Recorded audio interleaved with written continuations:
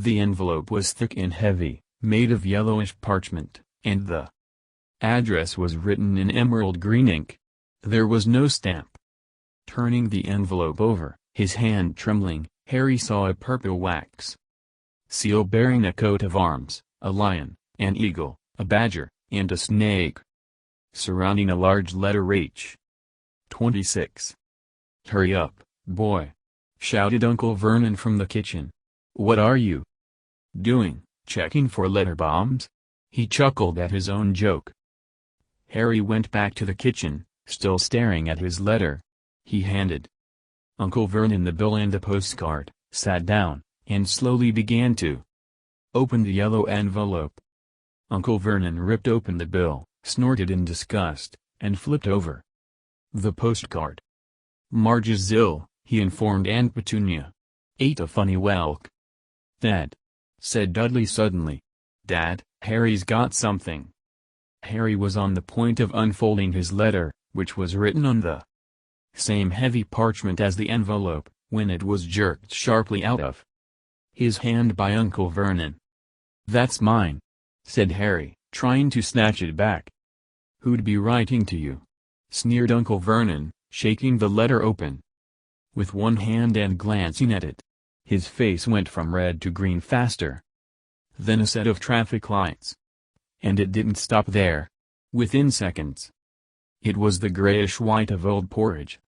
"Pee-pee Petunia!" he gasped. Dudley tried to grab the letter to read it, but Uncle Vernon held it high out of his reach. Aunt Petunia took it curiously and read the first line. For a moment it looked as though she might faint. She clutched her throat and made a choking noise. "Vernon. Oh my goodness, Vernon." They stared at each other, seeming to have forgotten that Harry and Dudley were still in the room. Dudley wasn't used to being ignored. He gave his father a sharp tap on the head with his smelting stick. "I want to read that letter," he said loudly. "Want to read it," said Harry furiously, "as it's mine." "Get out, both of you," croaked Uncle Vernon, stuffing the letter back inside its envelope. 27. Harry didn't move. "I want my letter," he shouted. "Let me see it," demanded Dudley. "Out!" roared Uncle Vernon, and he took both Harry and Dudley by the scruffs of their necks and threw them into the hall, slamming the kitchen door behind them. Harry and Dudley promptly had a furious but silent fight over who would listen at the keyhole. Dudley won, so Harry, his glasses dangling from one ear, lay flat on his stomach to listen at the crack between door and floor. "Vernon," Aunt Petunia was saying in a quivering voice, "look at the address. How could they possibly know where he sleeps? You don't think they're watching the house?" "Watching, spying, might be following us," muttered Uncle Vernon wildly. "But what should we do, Vernon? Should we write back? Tell them we don't want?" Harry could see Uncle Vernon's shiny black shoes pacing up and down the kitchen. "No," he said finally. "No, we'll ignore it. If they don't get an answer. Yes, that's best. We won't do anything." "But I'm not having one in the house, Petunia. Didn't we swear when we took him in we'd stamp out that dangerous nonsense?" That evening when he got back from work, Uncle Vernon did something he'd never done before. He visited Harry in his cupboard. "Where's my letter?" said Harry, the moment Uncle Vernon had squeezed through the door. "Who's writing to me?" "No one." "It was addressed to you by mistake," said Uncle Vernon shortly. "I have burned it." 28. "It was not a mistake," said Harry angrily, "it had my cupboard on it." "Silence!" yelled Uncle Vernon, and a couple of spiders fell from the ceiling. He took a few deep breaths and then forced his face into a smile, which looked quite painful. Yes, Harry. About this cupboard. Your aunt and I have been thinking. You're really getting a bit big for it. We think it might be nice if you moved into Dudley's second bedroom." "Why?" said Harry. "Don't ask questions," snapped his uncle. "Take this stuff upstairs. Now." The Dursleys' house had 4 bedrooms, one for Uncle Vernon and Aunt Petunia, one for visitors, usually Uncle Vernon's sister, Marge, one where Dudley slept, and one where Dudley kept all the toys and things that wouldn't fit into his first bedroom. It only took Harry one trip upstairs to move everything he owned from the cupboard to this room. He sat down on the bed and stared around him. Nearly everything in here was broken. The month-old video camera was lying on top of a small, working tank Dudley had once driven over the next-door neighbor's dog. In the corner was Dudley's first-ever television set, which he'd put his foot through when his favorite program had been cancelled. There was a large birdcage, which had once held a parrot that Dudley had swapped at school for a real air rifle, which was up on a shelf with the end all bent because Dudley had sat on it. Other shelves were full of books. They were the only things in the room that looked as though they'd never been touched. From downstairs came the sound of Dudley bawling at his mother, "I don't want him in there. I need that room. Make him get out." Harry sighed and stretched out on the bed. Yesterday he'd have given anything to be up here. Today he'd rather be back in his cupboard with that letter than up here without it. Next morning at breakfast, everyone was rather quiet. Dudley was in shock.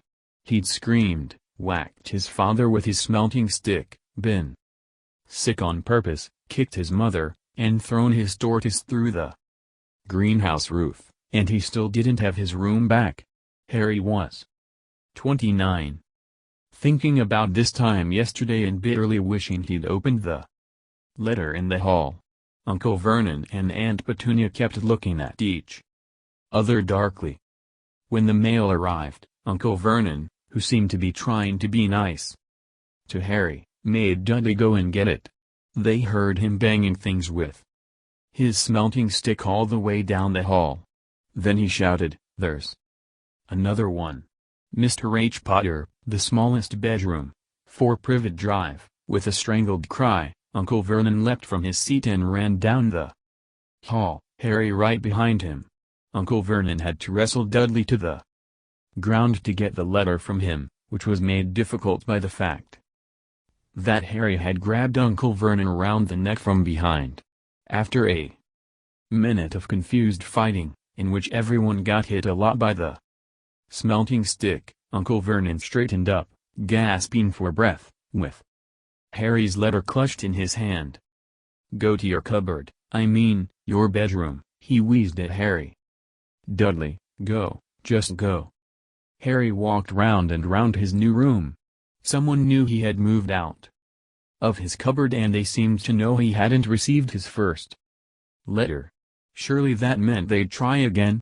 And this time he'd make sure they didn't fail. He had a plan. The repaired alarm clock rang at 6 o'clock the next morning. Harry turned it off quickly and dressed silently. He mustn't wake the Dursleys. He stole downstairs without turning on any of the lights. He was going to wait for the postman on the corner of Privet Drive and get the letters for number 4 first. His heart hammered as he crept across the dark hall toward the front door. Harry leapt into the air. He'd trodden on something big and squashy on the doormat, something alive. Lights clicked on upstairs and to his horror Harry realized that the big, squashy something had been his uncle's face. Uncle Vernon had been lying at the foot of the front door in a sleeping bag, clearly making sure that Harry didn't do exactly what he'd been trying to do. He shouted at Harry for about half an hour and then told him to go and make a cup of tea. Harry shuffled miserably off into the kitchen and by the time he got back, the mail had arrived, right into Uncle Vernon's lap. 30. Harry could see 3 letters addressed in green ink. "I want," he began, but Uncle Vernon was tearing the letters into pieces before his eyes. Uncle Vernon didn't go to work that day. He stayed at home and nailed up the mail slot. "See," he explained to Aunt Petunia through a mouthful of nails, "if they can't deliver them they'll just give up. I'm not sure that'll work, Vernon." "Oh, these people's minds work in strange ways, Petunia. They're not like you and me," said Uncle Vernon, trying to knock in a nail with the piece of fruitcake Aunt Petunia had just brought him. On Friday, no less than 12 letters arrived for Harry.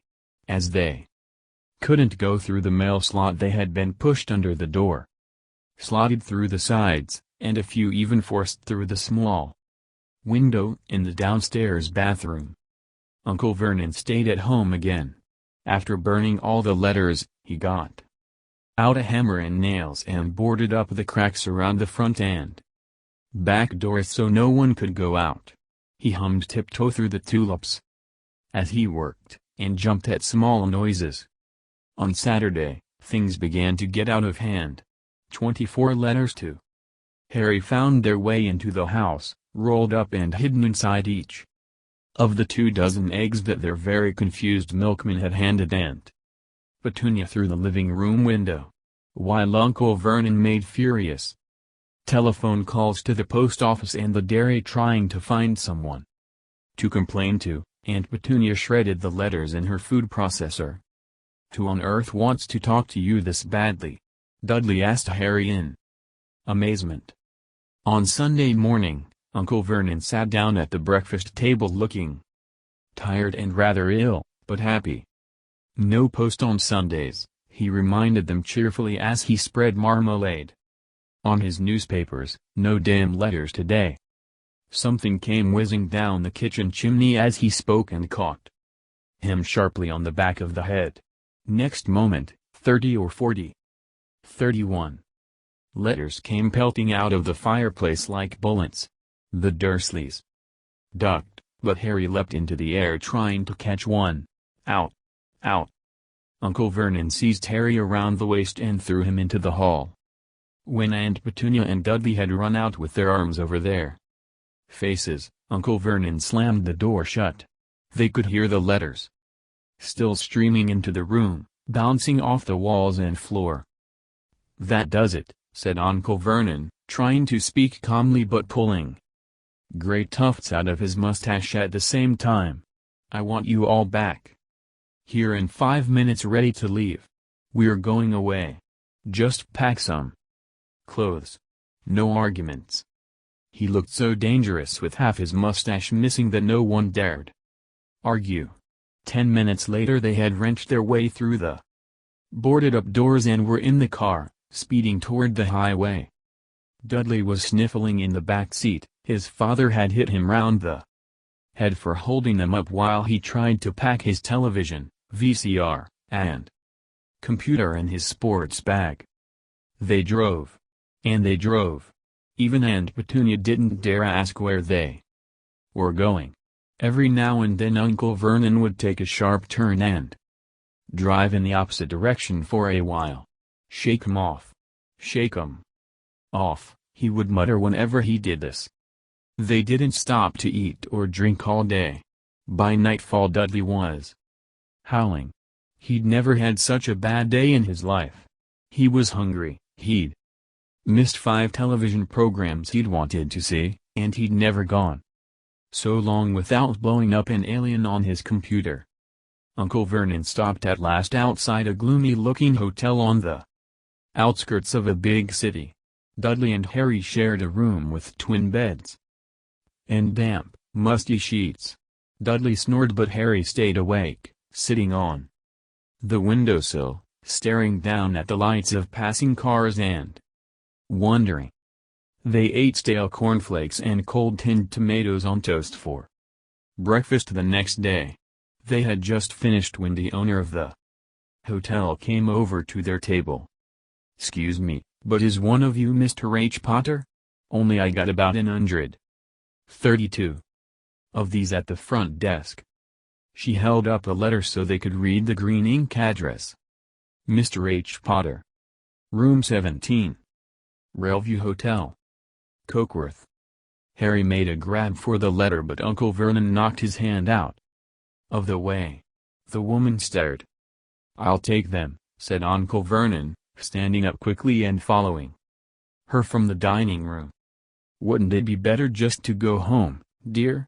Aunt Petunia suggested timidly, hours later, but Uncle Vernon didn't seem to hear her.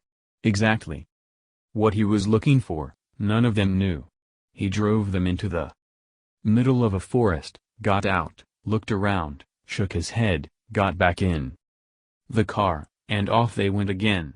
The same thing happened in the middle of a plowed field, halfway across a suspension bridge, and at the top of a multi-level parking garage. "Daddy's gone mad, hasn't he?" Dudley asked Aunt Petunia dully late that afternoon. Uncle Vernon had parked at the coast, locked them all inside the car, and disappeared. It started to rain. Great drops beat on the roof of the car. Dudley sniveled. "It's Monday," he told his mother. "The Great Humberto's on tonight. I want to stay somewhere with a television." Monday. This reminded Harry of something. If it was Monday, and you could usually count on Dudley to know the days the week, because of television, then tomorrow, Tuesday, was Harry's 11th birthday. Of course, his birthdays were never exactly fun. Last year, the Dursleys had given him a coat hanger and a pair of Uncle Vernon's old socks. Still, you earned 11 every day. 33. Uncle Vernon was back and he was smiling. He was also carrying a long, thin package and didn't answer Aunt Petunia when she asked what he'd bought. "Found the perfect place," he said. "Come on. Everyone out." It was very cold outside the car. Uncle Vernon was pointing at what looked like a large rock way out at sea. Perched on top of the rock was the most miserable little shack you could imagine. One thing was certain, there was no television in there.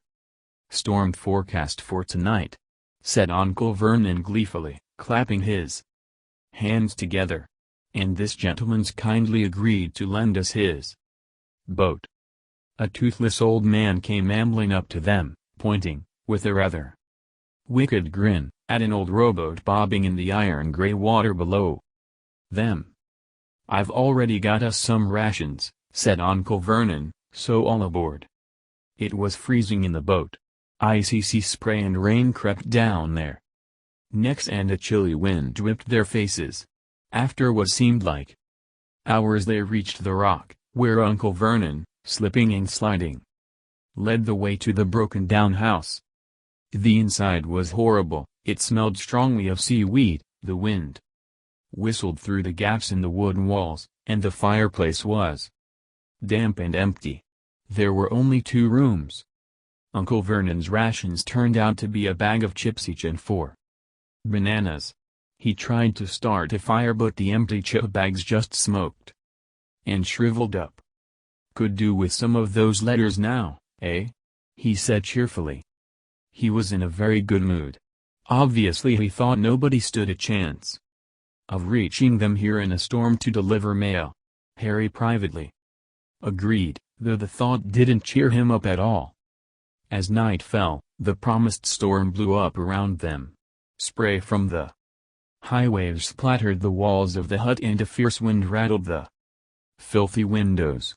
Aunt Petunia found a few moldy blankets in the second 34 room and made up a bed for Dudley on the moth-eaten sofa.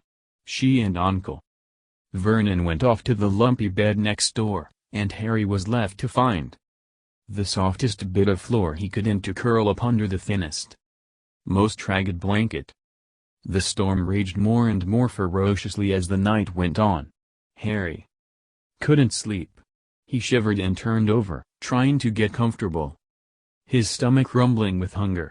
Dudley's snores were drowned by the low rolls of thunder that started near midnight. The lighted dial of Dudley's watch, which was dangling over the edge of the sofa on his fat wrist, told Harry he'd be 11 in 10 minutes' time. He lay and watched his birthday tick nearer, wondering if the Dursleys would remember at all, wondering where the letter writer was now. 5 minutes to go. Harry heard something creak outside. He hoped the roof wasn't going to fall in, although he might be warmer if it did. 4 minutes to go.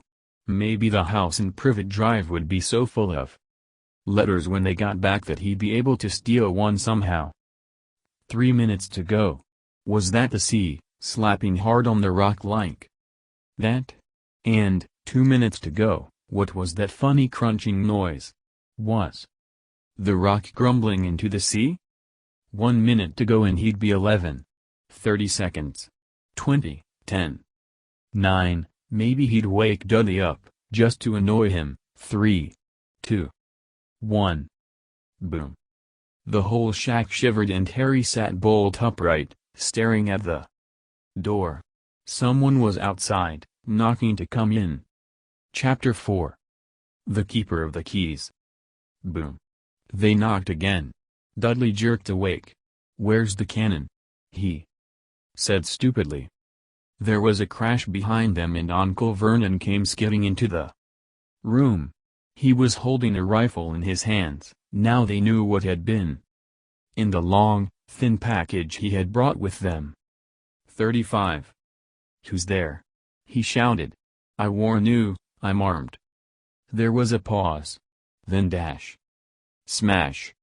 The door was hit with such force that it swung clean off its hinges and, with a deafening crash, landed flat on the floor. A giant of a man was standing in the doorway. His face was almost completely hidden by a long, shaggy mane of hair and a wild, tangled beard, but you could make out his eyes, glinting like black beetles under all the hair. The giant squeezed his way into the hut, stooping so that his head just brushed the ceiling. He bent down, picked up the door, and fitted it easily back into its frame. The noise of the storm outside dropped a little. He turned to look at them all. "Couldn't make us a cup of tea, could ye? It's not been an easy journey." He strode over to the sofa where Dudley sat frozen with fear.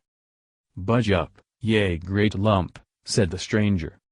Dudley squeaked and ran to hide behind his mother, who was crouching, terrified, behind Uncle Vernon. "And here's Harry," said the giant. Harry looked up into the fierce, wild, shadowy face and saw that the beetle eyes were crinkled in a smile. "Last time I saw you, you was only a baby," said the giant. "Ye look a lot like yet Dad, but ye've got yet Mom's eyes." Uncle Vernon made a funny rasping noise. "I demand that you leave at once. Sit," he said. "You are breaking and entering." 36. "Ah, shut up, Dursley, ye great prune," said the giant. He reached over the back of the sofa, jerked the gun out of Uncle Vernon's hands, bent it into a knot as easily as if it had been made of rubber, and threw it into a corner of the room. Uncle Vernon made another funny noise, like a mouse being trodden on. "Anyway, Harry," said the giant, turning his back on the Dursleys, "a very happy birthday to ye. Got summat for ye here, I might have sat on it at some point, but it'll taste all right." From an inside pocket of his black overcoat he pulled a slightly squashed box. Harry opened it with trembling fingers. Inside was a large, sticky chocolate cake with "Happy Birthday Harry" written on it in green icing. Harry looked up at the giant. He meant to say thank you, but the words got lost on the way to his mouth, and what he said instead was, "Who are you?" The giant chuckled. "True, I haven't introduced myself. Rubeus Hagrid, Keeper of Keys and Grounds at Hogwarts." He held out an enormous hand and shook Harry's whole arm. "What about that tea then, eh?" he said, rubbing his hands together. "I'd not say no ter summat stronger if ye've got it, mind." His eyes fell on the empty grate with the shriveled chip bags in it and he snorted. He bent down over the fireplace. They couldn't see what he was doing, but when he drew back a second later, there was a roaring fire.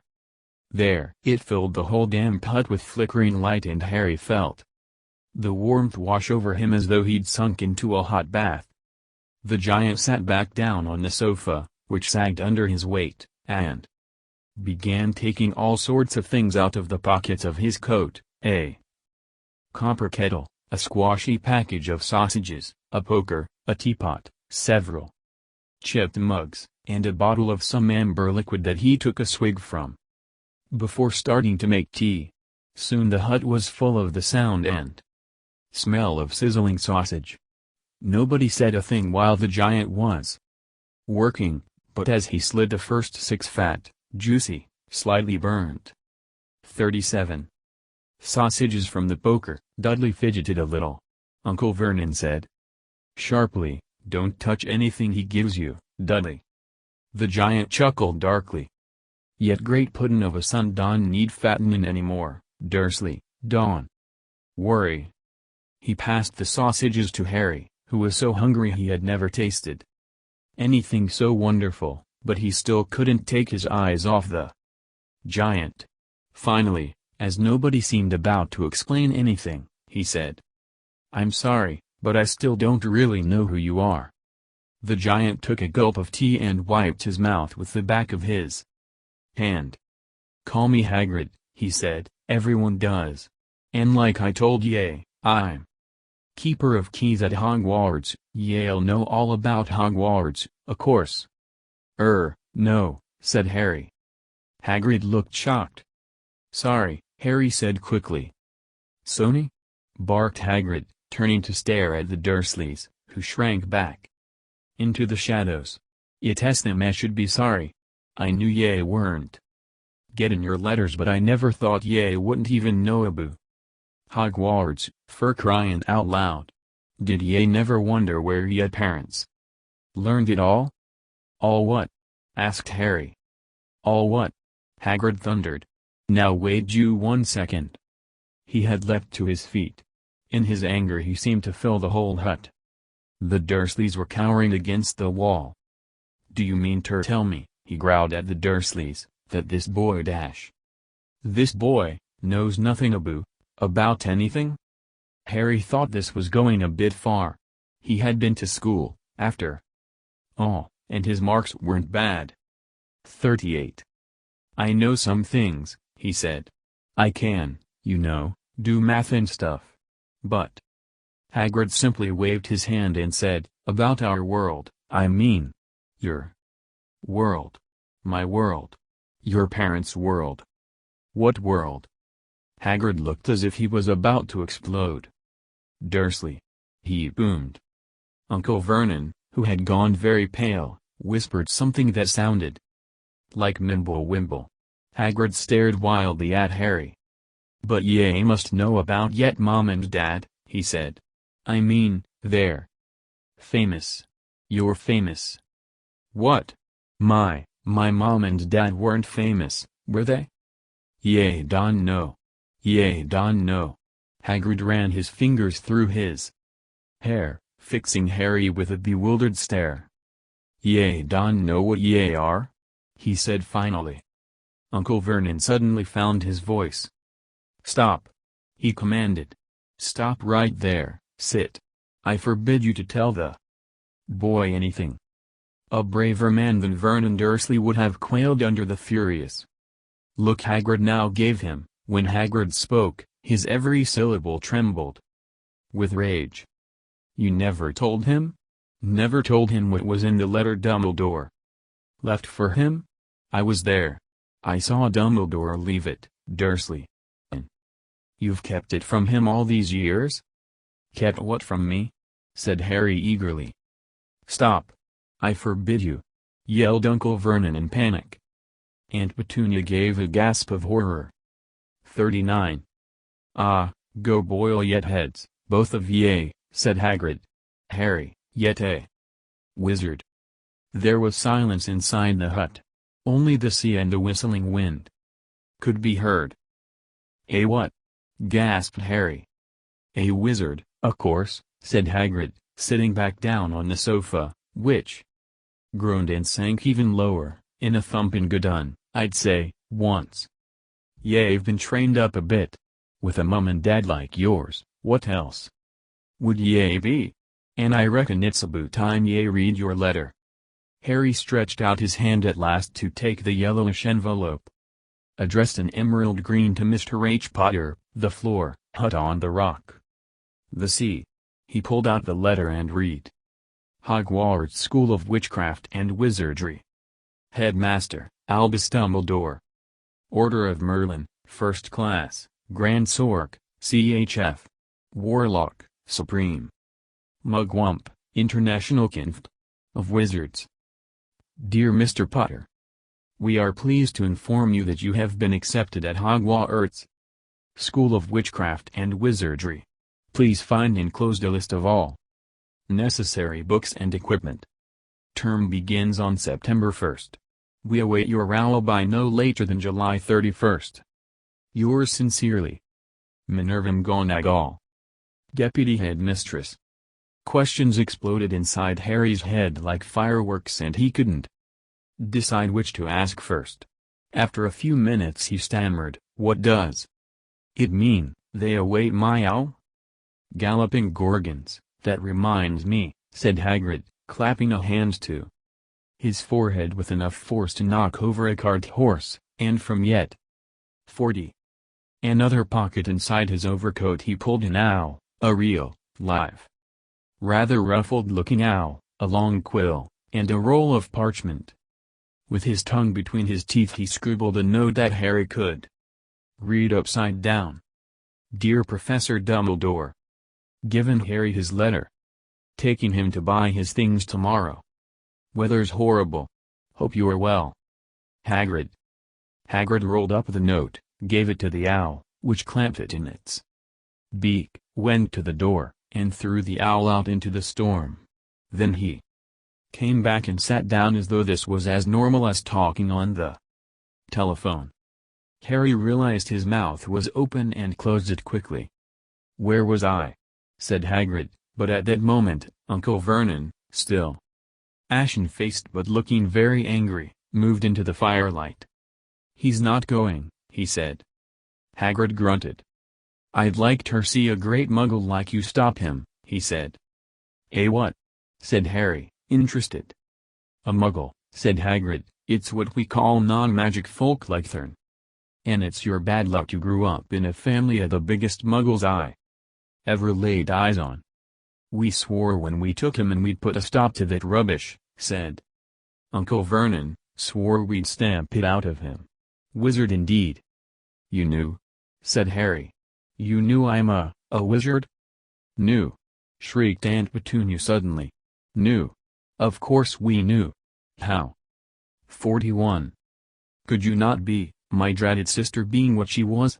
Oh, she got a letter just like that and disappeared off to that school and came home every vacation with her pockets full of frog spawn, turning teacups into rats. I was the only one who saw her for what she was, a freak. But for my mother and father, oh no, it was Lily this and Lily that. They were proud of having a witch in the family." She stopped to draw a deep breath and then went ranting on. It seemed she had been wanting to say all this for years. Then she met that Potter at school and they left and got married and had you, and of course I knew you'd be just the same, just as strange. Just as abnormal, and then, if you please, she went and got herself blown up and we got landed with you." Harry had gone very white. As soon as he found his voice he said, "Blown up? You told me they died in a car crash." "Car crash?" roared Hagrid, jumping up so angrily that the Dursleys scuttled back to their corner. "How could a car crash kill Lillian? James Potter? It's an outrage. A scandal.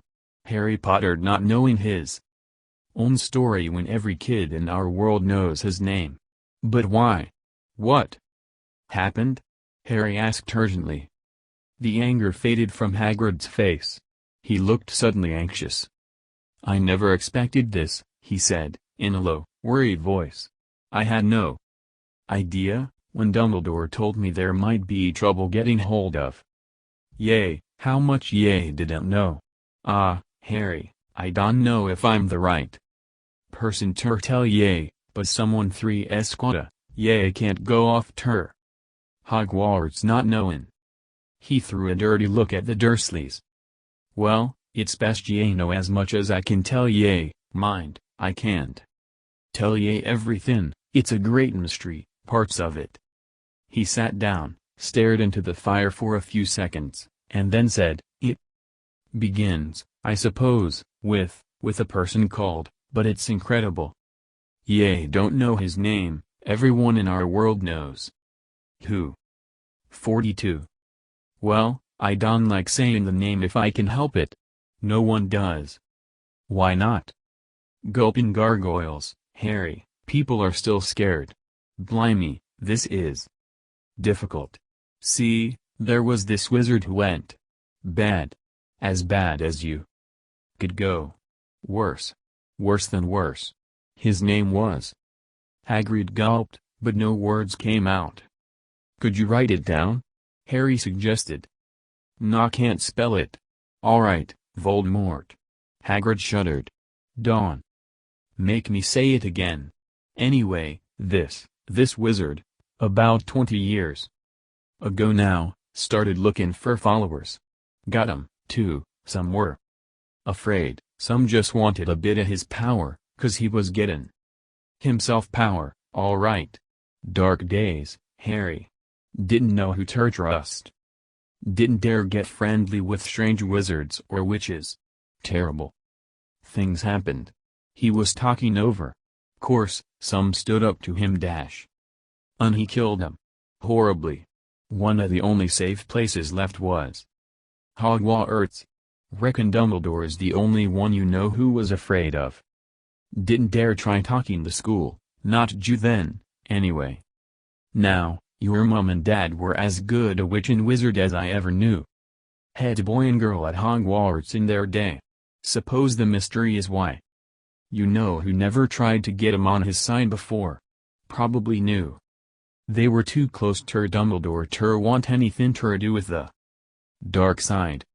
Maybe he thought he could persuade them. Maybe he just wanted him out of the way. All anyone knows is, he turned up in the village where you was all living, on Halloween 10 years ago. You was just a year old. He came to your house and Hagrid suddenly pulled out a very dirty, spotted handkerchief and blew his nose with a sound like a foghorn. Sorry, he said. But it's that sad, knew your mum and dad, and nicer people ye couldn't find, anyway. You know who killed them. And this is the real mystery of the thing, he tried to kill you, too. Wanted to make a clean job of it, I suppose, or maybe he just liked killing by then. But he couldn't. 43. Do it. Never wondered how you got that mark on your forehead? That was no ordinary cut. That's what ye get when a powerful, evil curse touches. Ye took care of your mum and dad in your house, even, but it didn't work on you, and that's why you're famous, Harry. No one ever lived after he decided to kill him, no one except you, and he'd killed some of the best witches and wizards of the age, the McKinnons, the Bones, the Prits, and you was only a baby, and you lived. Something very painful was going on in Harry's mind. As Hagrid's story came to a close, he saw again the blinding flash of green light, more clearly than he had ever remembered it before, and he remembered something else, for the first time in his life, a high, cold, cruel laugh. Hagrid was watching him sadly. Took ye from the ruined house myself, on Dumbledore's orders. Brought ye ter this lot. Load of old tosh, said Uncle Vernon. Harry jumped, he had almost forgotten that the Dursleys were there. Uncle Vernon certainly seemed to have got back his courage. He was glaring at Hagrid and his fists were clenched. Now, you listen here, boy, he snarled, I accept there's something strange about you, Probably nothing a good beating wouldn't have cured. And as for all this about your parents, well, they were weirdos, no denying it, and the world's better off without them in my opinion. Asked for all they got, getting mixed up with these wizarding types. Just what I expected, always knew they'd come to a sticky end. But at that moment, Hagrid leapt from the sofa and drew a battered pink umbrella from inside his coat. Pointing this at Uncle Vernon like a sword, he said, "I'm warning you, Dursley, I'm warning you, one more word. In danger of being speared on the end of an umbrella by a bearded giant." Uncle Vernon's courage failed again, he flattened himself against the wall and fell silent. "That's better," said Hagrid, breathing heavily and sitting back down on the sofa, which this time sagged right down to the floor. 44. Harry, meanwhile, still had questions to ask, hundreds of them. But what happened to Volume, sorry, I mean, you know who? Good question, Harry. Disappeared. Vanished. Same night he tried to kill you. Makes ye even more famous. That's the biggest mystery, see? He was getting more and more powerful, why'd he go? Some say he died. Codswallop, in my opinion. Dunno if he had enough human left in him to die. Some say he's still out there, biding his time, like, but I don't believe it. People who was on his side came back. Ter ours. Some of 'em came out of kinda trances. Don reckon they could have done if he was comin' back. Most of us reckon he's still out there somewhere but lost his powers. Too weak to carry on. 'Cause something about you finished him, Harry. There was something going on that night he hadn't counted on, I dunno what it was, no one does, but something about you stumped him, all right. Hagrid looked at Harry with warmth and respect blazing in his eyes, but Harry, instead of feeling pleased and proud, felt quite sure there had been a horrible mistake. A wizard? Him? How could he possibly be? He'd spent his life being clouted by Dudley, and bullied by Aunt Petunia and Uncle Vernon. If he was really a wizard, why hadn't they been turned into warty toads every time they'd tried to lock him in his cupboard? If he'd once defeated the greatest sorcerer in the world, how come Dudley had always been able to kick him around like a football? Hagrid, he said quietly, I think you must have made a mistake. I don't think I can be a wizard. To his surprise, Hagrid chuckled. Not a wizard, eh? Never made things happen when you was scared or angry? Harry looked into the fire. Now he came to think about it. Every odd thing that had ever made his aunt and uncle furious with him had happened when he, Harry, had been upset or angry. Chased by Dudley's gang, he had somehow found himself out of their reach. Dreading going to school with that ridiculous haircut, he'd managed to make it grow back. And the very last time Dudley had hit him, hadn't he got his 45 revenge, without even realizing he was doing it? Hadn't he set boa constrictor on him? Harry looked back at Hagrid, smiling, and saw that Hagrid was positively beaming at him. See? Said Hagrid. Harry Potter, not a wizard, you wait, you'll be right famous at Hogwarts. But Uncle Vernon wasn't going to give in without a fight. Haven't I told you he's not going? He hissed. He's going to Stonewall High, and he'll be grateful for it. I've read those letters and he needs all sorts of rubbish, spell books and wands, and if he wants to go, a great muggle like you won't stop him, growled Hagrid. Stop Lillian James Potter's son going to Hogwarts? You're mad. His name's been down ever since he was born. He's off to the finest school of witchcraft and wizardry in the world. 7 years there and he won't know himself. He'll be with youngsters of his own sort, for a change, and he'll be under the greatest headmaster Hogwarts ever had. Albus stumbled I am not paying for some crackpot old fool to teach him magic tricks," yelled Uncle Vernon. But he had finally gone too far. Hagrid seized his umbrella and whirled it over his head. "Never," he thundered, "insult Albus Dumbledore in front of me." He brought the umbrella swishing down through the air to point at Dudley.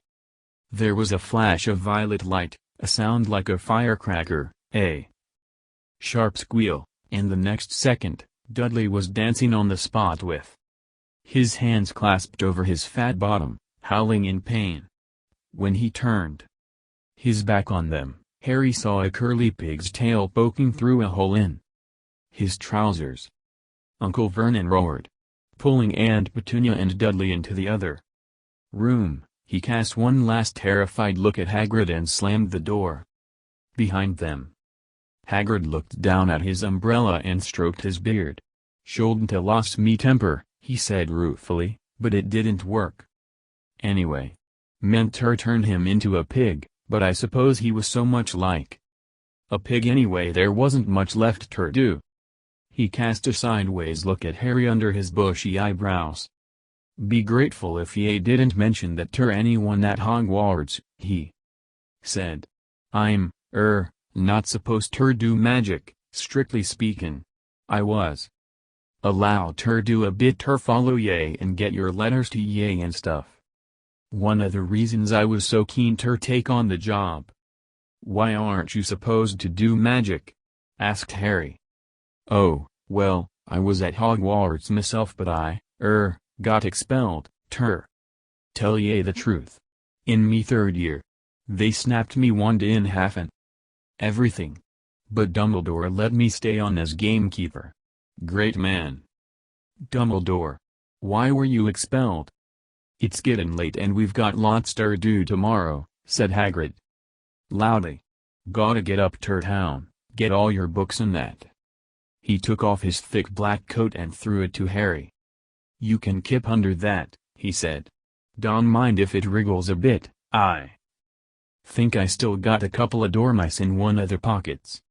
Chapter 5 Diagon Alley. Harry woke early the next morning. Although he could tell it was daylight, he kept his eyes shut tight. It was a dream, he told himself firmly. "I dreamed a giant called Hagrid came to tell me I was going to a school for wizards. When I open my eyes I'll be at home in my cupboard." There was suddenly a loud tapping noise. "And there's Aunt Petunia knocking on the door," Harry thought, his heart sinking. But he still didn't open his eyes. It had been such a good 47 dream. Tap. Tap. Tap. "All right," Harry mumbled, "I'm getting up." He sat up and Hagrid's heavy coat fell off him. The hut was full of sunlight, the storm was over, Hagrid himself was asleep on the collapsed sofa, and there was an owl rapping its claw on the window, a newspaper held in its beak. Harry scrambled to his feet, so happy he felt as though a large balloon was swelling inside him. He went straight to the window and jerked it open. The owl swooped in and dropped the newspaper on top of Hagrid, who didn't wake up. The owl then fluttered onto the floor and began to attack Hagrid's coat. "Don't do that." Harry tried to wave the owl out of the way, but it snapped its beak fiercely at him and carried on savaging the coat. "Hagrid," said Harry loudly, "there's an owl." "Pay him," Hagrid grunted into the sofa. "What?" "He wants paying for delivering the paper. Look in the pockets." Hagrid's coat seemed to be made of nothing but pockets, bunches of keys, slug pellets, balls of string, peppermint humbugs, tea bags. Finally, Harry pulled out a handful of strange-looking coins. "Give him 5 knuts," said Hagrid sleepily. "Knuts?" "The little bronze ones." Harry counted out 5 little bronze coins, and the owl held out his leg so Harry could put the money into a small leather pouch tied to it. Then he flew off through the open window. 48. Hagrid yawned loudly, sat up, and stretched. "Best be off," Harry, lots to do today, gotta get up to London and buy all your stuff for school. Harry was turning over the wizard coins and looking at them. He had just thought of something that made him feel as though the happy balloon inside him had got a puncture. Hagrid? Said Hagrid, who was pulling on his huge boots. I haven't got any money, and you heard Uncle Vernon last night, he won't pay for me to go and learn magic. Don't worry about that, said Hagrid, standing up and scratching his head. D'ye think your parents didn't leave ye anything? But if their house was destroyed, they didn't keep their gold in the house, boy. Nah, first stop for us is Gringotts Wizard's Bank. Have a sausage, they're not bad cold, and I won't say no to a bit of your birthday cake, neither. Wizards have banks? Just the one. Gringotts. Run by goblins. Harry dropped the bit of sausage he was holding. Goblins? Yeah, so ye'd be mad ter try and rob it, I'll tell ye that. Never mess with goblins, Harry. Gringotts is the safest place in the world for anything ye want ter keep safe, kept maybe Hogwarts. As a matter of fact, I gotta visit Gringotts anyway. For Dumbledore. Hogwarts business. Hagrid drew himself up proudly. He usually gets me ter do important stuff for him. Fetching you getting things from Gringotts stash. Knows he can trust me, see? Got everything? Come on, then. 49. Harry followed Hagrid out onto the rock.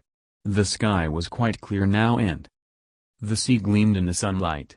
The boat Uncle Vernon had hired was still there, with a lot of water in the bottom after the storm. How did you get here? Harry asked, looking around for another boat. Flew, said Hagrid. Flew? Yeah, but we'll go back in this. Not supposed to use magic now I've got ye.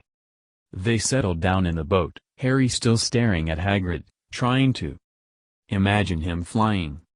Seems a shame to row, though, said Hagrid, giving Harry another of his sideways looks. If I was speed things up a bit, would ye mind not mentioning it at Hogwarts? Of course not, said Harry, eager to see more magic. Hagrid pulled out the pink umbrella again, tapped it twice on the side of the boat, and they sped off toward land. Why would you be mad to try and rob Gringotts? Harry asked. Spells, enchantments, said Hagrid, unfolding his newspaper as he spoke. They say there's dragons guard in the high-security vaults. And then ye gotta find your way. Gringotts is hundreds of miles under London, see? Deep under the underground. Ye die of hunger tryin' ter get out, even if ye did manage ter get your hands on summit. Harry sat and thought about this while Hagrid read his newspaper, the Daily Prophet. Harry had learned from Uncle Vernon that people liked to be left alone while they did this, but it was very difficult. He'd never had so many questions in his life. Ministry of Magic messing things up as usual, Hagrid muttered, turning the page. There's a Ministry of Magic? Harry asked, before he could stop himself. Course, said Hagrid. They wanted Dumbledore for Minister, 50. Course, but he'd never leave Hogwarts, so old Cornelius Fudge got the job. Bungler if ever there was one. So he pelts Dumbledore with owls every morning, asking for advice. But what does a Ministry of Magic do? Well, their main job is to keep it from the muggles that there's still witches and wizards up and down the country. Why? Why? Blimey, Harry, everyone be wantin' magic solutions to their problems.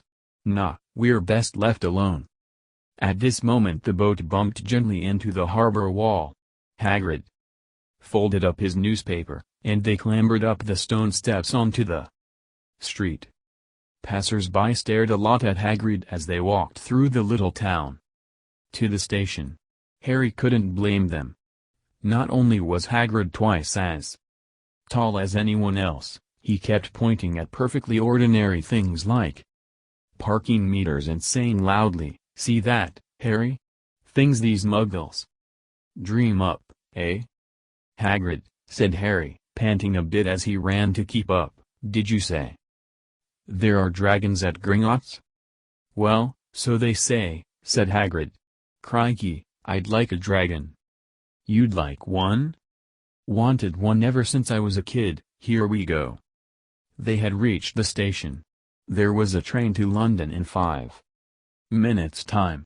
Hagrid, who didn't understand Muggle money, as he called it, gave the bills to Harry so he could buy their tickets. People stared more than ever on the train. Hagrid took up 2 seats and sat knitting what looked like a canary yellow circus tent. "Still got your letter, Harry?" he asked as he counted stitches. Harry took the parchment envelope out of his pocket. 51. "Good," said Hagrid. "There's a list there of everything ye need." Harry unfolded a second piece of paper he hadn't noticed the night before, and read. Hogwarts School of Witchcraft and Wizardry. Uniform. First-year students will require 1. 3 sets of plain work robes, black. 2. 1 plain pointed hat, black, for day wear. 3. 1 pair of protective gloves, dragon hide or similar. 4. 1 winter cloak, black, silver fastenings. Please note that all pupils' clothes should carry name tags. Course books. All students should have a copy of each of the following. The Standard Book of Spells, Grade 1, by Miranda Goshawk. A History of Magic by Bathilda Bagshot. Magical Theory by Ad Albert Waffling. A Beginner's Guide to Transfiguration by Amenix Witch. 1000 Magical Herbs and Fungi by Philida Spore. Magical Drafts and Potions by Arsenius Jigger. Fantastic Beasts and Where to Find Them by Nudes Remender. The Dark Forces, A Guide to Self-Protection by Quentin Trimble. Other equipment. 52. 1 cauldron, pewter, standard size 2, set. Glass or crystal files. Telescope set. Brass scales. Students may also bring an owl or a cat or a toad. Parents are reminded that first years are not allowed their own broomsticks. Can we buy all this in London? Harry wondered aloud. If ye know where to go, said Hagrid. Harry had never been to London before. Although Hagrid seemed to know where he was going, he was obviously not used to getting there in an ordinary way. He got stuck in the ticket barrier on the underground, and complained loudly that the seats were too small and the trains too slow. "I don't know how the Muggles manage without magic," he said as they climbed a broken-down escalator that led up to a bustling road lined with shops. Hagrid was so huge that he parted the crowd easily. All Harry had to do was keep close behind him. They passed bookshops and music stores, hamburger restaurants and cinemas, but nowhere that looked as if it could sell you a magic wand. This was just an ordinary street full of ordinary people. Could there really be piles of wizard gold buried miles beneath them? Were there really shops that sold spell books and broomsticks? Might this not all be some huge joke that the Dursleys had cooked up? If Harry hadn't known that the Dursleys had no sense of humor, he might have thought so, yet somehow, even though everything Hagrid had told him so far was unbelievable, Harry couldn't help trusting him. "This is it," said Hagrid, coming to a halt, "the Leaky Cauldron. It's a famous place." It was a tiny, grubby-looking pub. If Hagrid hadn't pointed it out. 53. Harry wouldn't have noticed it was there. The people hurrying by didn't glance at it. Their eyes slid from the big bookshop on one side to the record shop on the other as if they couldn't see the Leaky Cauldron at all. In fact, Harry had the most peculiar feeling that only he and Hagrid could see it. Before he could mention this, Hagrid had steered him inside. For a famous place, it was very dark and shabby. A few old women were sitting in a corner, drinking tiny glasses of sherry. One of them was smoking a long pipe. A little man in a top hat was talking to the old bartender, who was quite bald and looked like a toothless walnut. The low buzz of chatter stopped when they walked in. Everyone seemed to know Hagrid. They waved and smiled at him, and the bartender reached for a glass, saying, "The usual, Hagrid?" "Can't, Tom, I'm on Hogwarts business," said Hagrid, clapping his great hand on Harry's shoulder and making Harry's knees buckle. "Good Lord," said the bartender, peering at Harry, can this be Dash?" The leaky cauldron had suddenly gone completely still and silent. "Bless my soul," whispered the old bartender, "Harry Potter. What an honor." He hurried out from behind the bar, rushed toward Harry and seized his hand, tears in his eyes. "Welcome back, Mr. Potter, welcome back." Harry didn't know what to say. Everyone was looking at him. The old woman with the pipe was puffing on it without realizing it had gone out. Hagrid was beaming. Then there was a great scraping of chairs and the next moment, Harry found himself shaking hands with everyone in the leaky cauldron. "Doris Crockford, Mr. Potter, can't believe I'm meeting you at last. So proud, Mr. Potter, I'm just so proud. 54. Always wanted to shake your hand, I'm all of a flutter. Delighted, Mr. Potter, just can't tell you, Diggle's the name, Daedalus. Diggle. I've seen you before," said Harry, as Daedalus Diggle's top hat fell off. In his excitement, "You bowed to me once in a shop." "He remembers," cried Daedalus Diggle, looking around at everyone. "Did you hear that? He remembers me." Harry shook hands again and again. Doris Crockford kept coming back for more. A pale young man made his way forward, very nervously. One of his eyes was twitching. "Professor Quirrell," said Hagrid. "Harry, Professor Quirrell will be one of your teachers at Hogwarts."